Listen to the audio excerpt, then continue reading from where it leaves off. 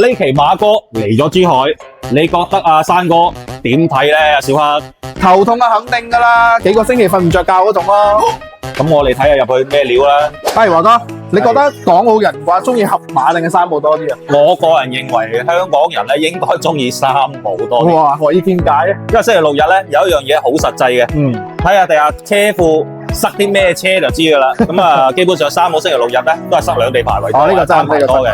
咁啊呢邊咧我都係星期六日嚟過嘅，基本上都係藍牌佔多。咁你覺得盒馬開咗之後對山姆會唔會有影響啊？我覺得影響應該少少咯，但係唔會太大咯。嗱，小黑，我又反而問翻你啦。咁你覺得咧，阿馬哥嗰邊同埋呢個阿山哥咁啊呢兩邊咧，啲質量有咩區別咧？其實大家都有好處嘅，大家嘅品質咧都係把控得非常之好。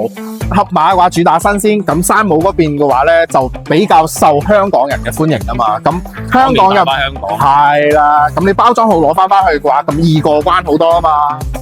係啊，嗱，你好似呢啲壽司咁，其實兩邊都有嘅。咁價錢上邊會有啲咩區別咧？咁份量方面嘅話，肯定會稍為有少少差別啦。咁仲有佢嘅一個價錢嘅話咧，對比啲山姆肯定平翻少少嘅。呢個唔錯㗎，呢個唔錯。咁但係嗰邊啲基本上係雞腸為主咯，呢邊就中文啦，Made in China 多咯。係啊，你講下呢邊咧，阿馬哥呢最大嘅特色同阿山哥最大區別係咩咧？嗰邊咧係個4-5倍嘅大，咁啊呢邊咧就細好多嘅，一份份。咁嗰邊基本上咧，我成日去買啦，你唔係話有幾個朋友或者一堆屋企人去食嘅話咧，嗰邊咧係搞唔掂嘅。喺盒馬呢邊咧就唔需要咁麻煩，直接買一份，兩個人都搞得掂。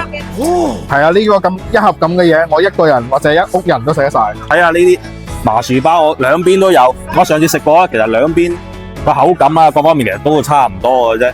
咁你覺得邊邊抵咧？其實按照咁樣嘅分量嘅話，對比翻兩邊嘅價格咧，呢邊稍為係會抵少少嘅。嗰邊係24件噶嘛，係啊，呢邊有12件啦。咁按單價嚟計，應該係差平啲啲咯。一件係而且呢個分量嘅話好適中啊。仲有呢一啲好特色嘅嘢，我哋過去睇下嗰邊咧。嗱，嚟到咧，嗱，好似呢啲水果區咧，其實大家都差唔多，都係賣緊嗰啲水果啦。最大嘅特別之處咧，嗱，呢邊咧就以食為主啊。嗱，山姆嗰邊連馬桶都有得買嘅，遊戲機都有得買嘅。冇錯。咁嗰邊咧更多生活用品啦。上一次咧，我個 blog 度咧都有啲香港朋友有評論到嘅，就話佢哋過嚟買啊，更多係買除咗買頭先講咧食之外咧，更多係買生活用品啦，一大件夾仔食紙巾啊，乜嘢都揦，乜嘢都揦啦。咁又係進口係嘛？咁啊，全部都雞腸嘅。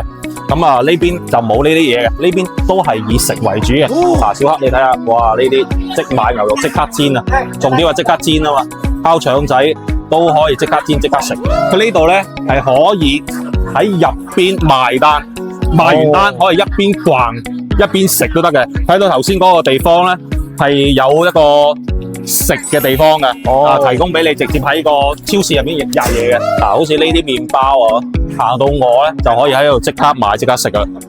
現場一邊逛一邊食。喂，有帝王蟹啦、龍蝦喎，睇下帝王蟹幾錢？哇，呢個我好中意，因為平時都食唔到啊。999，1000蚊就1蚊走。哇，喂，真係唔貴，1000蚊咋？係啊，可以啊呢隻。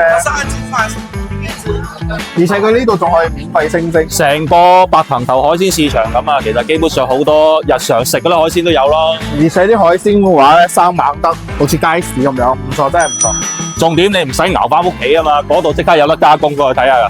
我上次嚟過咧，其實佢哋加工費咧就唔會好貴嘅，每一道餸嘅話都係10零20蚊。其實同出面白藤頭嗰啲街市啊，可能係個白藤頭喎。其實兩邊嘅話咧嘅模式都係唔一樣，但係咧體驗咧就非常之新嘅，即係因人而異咯。大家中意去邊度嘅話有多個選擇。兩種嘢咯，入邊買嘅嘢唔同之外，同埋經營模式都唔一樣。係啊，咁如果想食新鮮嘅話，咪嚟盒馬啦。咁中意大件兼抵食啊啲嘢都可以選擇山姆嘅啫。係啊，如果嚟呢邊嘅朋友即係嚟珠海玩嘅朋友，有機會嘅咪去試下盒馬咯，係嘛？盒馬係另一種購物模式嚟嘅。有興趣嘅朋友點個 like，關注我，下集更精彩。